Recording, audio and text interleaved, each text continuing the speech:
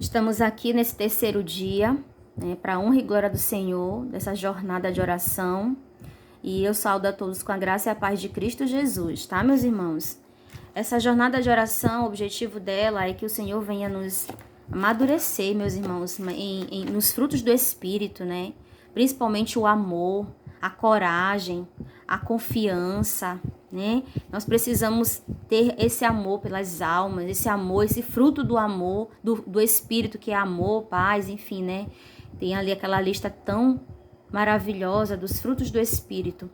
E eu preciso muito, estou muito necessitada do amor, estou muito necessitada desse amor que brota em meu coração pelas almas, pela família, pela igreja, pela obra, né?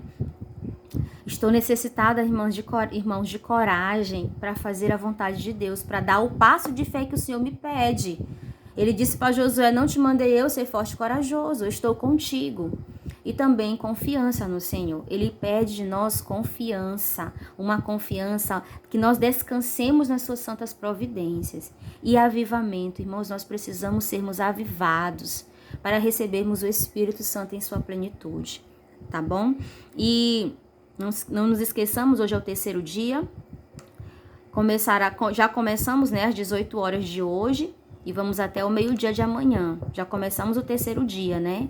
Já estamos, então, nas primeiras horas do dia 19. Por quê? Porque, segundo a Bíblia, o dia não começa às 0 horas. Ele começa ao pôr do sol. Na Bíblia, nós não encontramos nenhum texto que diz que o dia termina às 0 horas, tá bom? Pelo contrário, de uma tarde a outra, de um pôr do sol a outro. Então, o dia, ele começa e termina ao pôr do sol, tá? Então, pela Bíblia, já estamos nas primeiras horas do dia 19 de março de 2024. E o tema, como já falei para os irmãos, o tema da nossa reflexão é as últimas pragas e o juízo. Aqui em Apocalipse capítulo 15, versículo 1, diz assim: vi no céu outro sinal grande e admirável, 7 anjos tendo os 7 últimos flagelos, pois com este se consumou a cólera de Deus. Então, queridos, nos últimos dias, nós já estamos nos últimos dias, mas bem mais perto da volta de Jesus, nós iremos, estou botando isso aqui porque eu estou com o ventilador aqui ligado para não voar as páginas. Bem pertinho da volta de Jesus, nós iremos o quê? O mundo irá sofrer a ira de Deus, o cálice da ira de Deus, que não vai ser misturado com misericórdia. Infelizmente, muitos, a maioria, na verdade, irão sofrer essas pragas. Que tomara a Deus, nós não venhamos incorrer nesse castigo, queridos, tá? O Senhor, ele vai fazer uma estranha obra. Isaías 28, 21 fala de uma estranha obra. E a gente pode falar, irmãos, de 2 momentos em que o amor de Deus vai se expressar de maneira estranha, né? Numa linguagem de castigo. Porque o amor de Deus é expresso na misericórdia, no cuidado, na paciência, não é verdade, irmãos? Mas nesse tempo aqui das pragas, das 7 últimas pragas, que nós já estamos vendo aí, quem sabe, gotinhas dessa taça sobre esse planeta, de tanta loucura que a gente tem visto, essa linguagem desse amor vai ser diferente, vai ser estranho. Depois você leia Isaías 28, verso 21. Lá fala de uma obra estranha. E a gente pode ver que esse amor, pelo menos de 2 maneiras, né, de 2 formas, em 2 momentos, ela vai se expressar de maneira estranha. Esse amor vai se expressar de maneira estranha em forma de castigo, que vai ser antes do dilúvio, antes do milênio e depois do milênio. Antes do milênio vai ser nas 7 últimas pragas.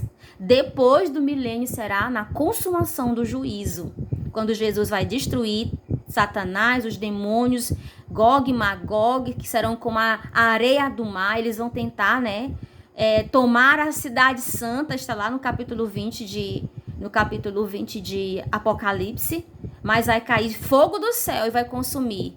E não vai ficar nem raiz e nem ramo. Glórias, glórias, glórias a Deus com aleluias, né?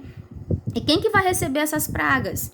16, verso 2. Vamos ler aqui 16, 2 de Apocalipse. A próxima página aqui diz assim, meus irmãos, olha só. 16, 2. Saiu pôs o primeiro anjo e derramou sua taça pela terra. E os homens portadores da marca da besta e adoradores da sua imagem sobrevieram úlceras malignas e perniciosas. Então, quem vai receber essas pragas? Os homens portadores da marca da besta e adoradores da sua imagem. Infelizmente, queridos, o anticristo, a besta, possui uma marca e uma imagem. E essa marca, como alguns pensam, ela não é física. Ela não é uma marca que a gente consegue enxergar, não, queridos. Ela é colocada na fronte e sobre a mão direita e sobre a fronte. Significa o quê? Significa que essa marca, ela vai violar a consciência daquele que aceitar. Ou de maneira voluntária, ou mesmo forçada, muitos irão se... Eu não digo nem forçada, porque aqueles que não vão querer receber a marca, irão ter que, de alguma maneira, Deus vai dar um escape. Não é verdade? Creio plenamente nisso. Mas muitos que não quiseram pagar o preço, a perseguição, irão acabar por conveniência, né? Para não serem perseguidos, aceitando essa marca, que vai violar a consciência de muitos, né? Como, por exemplo, que aconteceu com a picada, né? Muitos não quiseram tomar a picada, contudo, aceitaram. Por quê? Porque o emprego hoje em dia exige, né? E quem não tem, geralmente não consegue emprego. Então, por conta disso, aceitaram, né? Não estou aqui falando sobre isso, só um exemplo. E vai ser a mesma coisa no tempo da perseguição, desse sistema falido romano. Ele vai obrigar. Esse sistema falido vai obrigar, né? E para você não ser perseguido, ou você aceita essa marca, que você vai ter que... Nós, né? Espero em Deus que nós não, mas muitos serão obrigados a obedecer normas, obedecer dogmas, obedecer coisas pagãs. Para quê? Para que não sejam perseguidos. Então, é nisso que consiste a marca da besta. Em você obedecer a algo que foi imposto. Você não aceitou, você não conheceu, mas você obedece para não ser perseguido. E a mão é símbolo de quê? Mão direita, trabalho, força, né? Então, tem a ver também com trabalho. É isso que significa, tá? Esses irão receber 7 pragas. Aqueles que, infelizmente, receberam a marca da besta. E também adoram a sua imagem. Sobre quem cairão as 7 últimas pragas? Capítulo 16 de Apocalipse vem falando aqui sobre os flagelos, né? Você depois pode acompanhar na sua Bíblia. Eu copiei aqui, coloquei no caderno. Quem tem o sinal da besta vai receber. Segundo, as águas dos mares vão receber também. Todos os animais marinhos vão morrer, vai virar sangue, a água do mar. Também sobre as águas dos rios, a água potável também vai ser atingida. O sol também vai queimar os moradores. E detalhe, irmãos, muitos pensam que essas pragas são universais. Elas não são universais. Porque se elas fossem universais, na primeira praga, o mundo todo seria destruído. Elas serão locais. Em alguns lugares vai ter, em outros lugares não vai ter, entendeu? Porque senão nenhuma carne sobreviveria, meus irmãos. Então, quem que vai receber o sinal da besta? Aquele que tem o sinal. Quem vai receber as 7 últimas pragas? Aqueles que têm o sinal da besta. Os mares serão atingidos, os rios serão atingidos, o sol vai arder e vai queimar os moradores, né, da terra. Sobre o trono da besta, lá fala que vai ter trevas, e essas trevas não é uma trevas qualquer, é uma treva que causa muitas dores, sabe? Sobre o rio Eufrates, ele vai se secar. Agora essa praga aqui, ela é uma praga simbólica, a gente tem que entender sobre essa praga aqui, né? E a 7ª praga sobre os desprezadores da misericórdia de Deus, aqueles que desprezaram. E você pode ver nas pragas que aqueles que receberam as pragas, eles blasfemam de Deus o tempo todo. A gente vê aqui no verso 9, ó, com efeito, os homens se queimaram com o intenso calor e blasfemaram o nome de Deus. Então, ao invés deles buscarem a misericórdia, eles continuavam mais ainda na sua apostasia, na sua miséria, na sua rebelião, né? Então, queridos, vai ter alguém que vai escapar das pragas? Sim, Apocalipse 15, o verso 2 e o verso 3 diz quem que vai escapar, ó. 15, 2 e 3. Que diz aqui, ó, para os meus irmãos aqui acompanharem. Vi como que um mar de vidro mesclado de fogo, e os vencedores da besta, da sua imagem e do número do seu nome, que se achavam em pé no mar de vidro, tendo harpas de Deus, né? Entoavam cântico de Moisés, servo de Deus, e cântico do Cordeiro. Então, aqueles que venceram a besta e a sua imagem escaparão das pragas. Glórias a Deus. E nós viemos estar entre estes, meus irmãos, que escaparão desses flagelos terríveis, terríveis. Sabe que você não tem água potável para você beber, porque os rios vão ser atingidos, as fontes das águas serão atingidas com sangue. Sabe que você não conseguir sair na rua porque o sol está terrível. Os tumores, as úlceras, é horrível, né, meus amados? Então, aqueles que foram fiéis, vencedores da besta, da sua imagem, do seu sinal e do número do seu nome, esses escaparam das pragas. Aleluias, né? Haverá outra oportunidade para aqueles que agora recusam a graça? Será que vai haver uma outra oportunidade? Se nós somos teimosos, rebeldes, se hoje nós ouvimos a voz de misericórdia, a voz do clamor, e nós rejeitamos, lá na frente, depois das pragas, vamos supor, depois da morte, nós teremos uma outra oportunidade? O que nos diz Hebreus 9, verso 27? Lá diz, irmão, você pode ler depois na sua Bíblia, Hebreus 9, verso 27. Aos homens está ordenado morrerem uma só vez, e depois disto o juízo. Depois da morte não tem mais oportunidade não, você morre uma só vez, e depois disso vem o juízo. Então, hoje é a oportunidade, hoje é o dia da salvação, é o dia da oportunidade, tá? E aí, depois das 7 últimas pragas, quando todas as pragas caírem, a 7ª praga, né, vai vir, e na verdade já é o prenúncio da volta de Cristo, né? E aí Jesus volta, passaremos ali quanto tempo no céu com Jesus? A Bíblia diz lá em Apocalipse 20, verso 6, que passaremos 1000 anos. Vamos ler? Apocalipse 20, verso 6, meus irmãos. Olha o que diz aqui. Minhas folhinhas estão amassando aqui por conta do vento. Depois eu arrumo. Apocalipse 26, olha o que diz. Bem-aventurado e santo é aquele que tem parte na primeira ressurreição.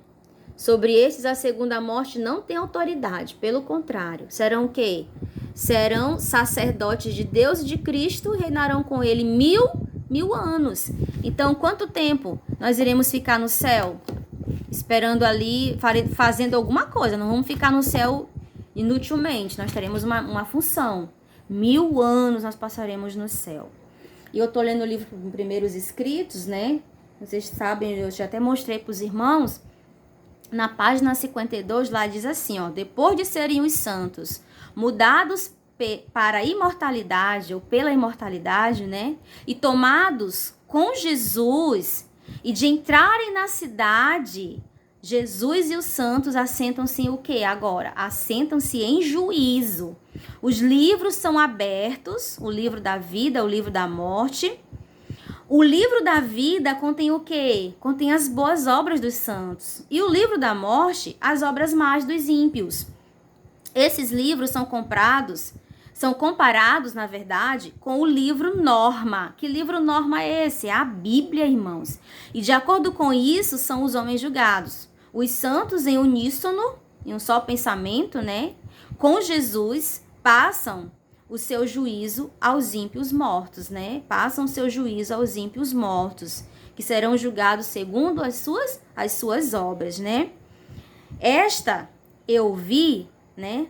Era a obra dos santos, juntamente com Jesus, durante os 1000 anos. Que obra? A obra de julgar os ímpios. Porque o julgamento, irmãos, ele tem 3 fases. A fase pré-advento, que é antes da volta de Jesus, que chama-se de juízo de investigação. Nós estamos nesse julgamento. Todos aqueles que entraram para o serviço de Jesus estão sendo julgados. Que esse julgamento é para os que serão salvos, para aqueles que entraram no serviço de Cristo. Estão entendendo? E como nós estamos nessa jornada, nós estamos sendo julgados. E diz que se aceita nome, se rejeita nome. Esse é o juízo pré-advento, ou juízo investigativo. Depois dos 1000 anos, haverá a segunda fase do juízo, que é o juízo comprobatório, de comprovação, que vai ser para os ímpios. É isso que nós iremos fazer também no céu, durante esses 1000 anos, junto com Jesus. Nós iremos julgar, né, aqueles que não conseguiram, aqueles que rejeitaram a salvação, que não se salvaram, tá? E aí, aqui diz que depois dos 1000 anos, a cidade santa, a palavra de Deus diz, né, que depois dos 1000 anos, a cidade santa, ela desce para esta terra. E aí é que vai acontecer algo incrível. Aqui em Apocalipse 20, versos 7 a 10, nos diz o que vai acontecer. Olha, você já leu? Tenho certeza que você já leu. Quando, porém, se completarem os 1000 anos, Satanás será solto da sua prisão e sairá a seduzir as nações que há nos 4 cantos da terra, Gog e Magog. A fim de quê, igreja? A fim de reuni-las para a peleja. O número dessas nações é como a areia do mar. Marcharam então pela superfície da terra e sitiaram o acampamento dos santos e a cidade querida. Olha a ousadia, né? Desceu, porém, fogo do céu e os consumiu.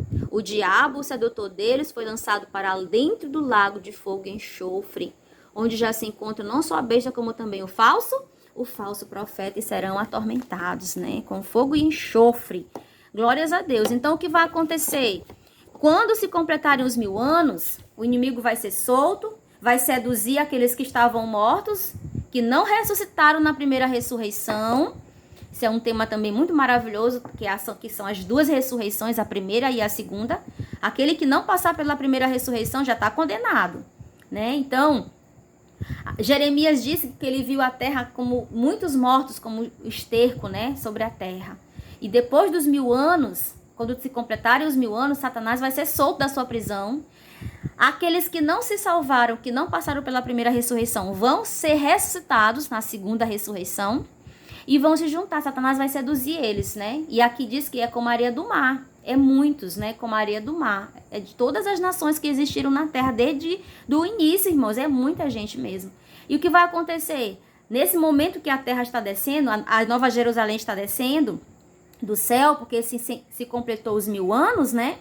E vai pousar ali no Monte das Oliveiras, Satanás vai seduzir aqueles que estão ali com ele para tomarem a terra, como diz aqui, para tomarem a cidade, né? A Nova Jerusalém. Mas o que acontece nessa hora? A Bíblia diz que desce fogo do céu. E esse fogo, queridos, é também para purificar o quê? É para purificar a terra, né? O mesmo fogo de Deus que consome os ímpios, também purificará a terra toda. Abriu-se então perante nós a nossa herança, gloriosa e bela, e nós herdamos toda a terra renovada. Todos exclamamos com grande voz, glória, aleluias, amém? Então nós vamos começar a reinar com Cristo para sempre, irmãos. Mas primeiro tem que acontecer estas coisas.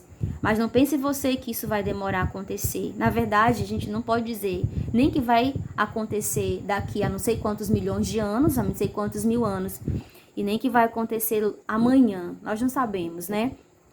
O que nós sabemos pelas Escrituras é que está muito próximo de acontecer. A Bíblia deu sinais, né?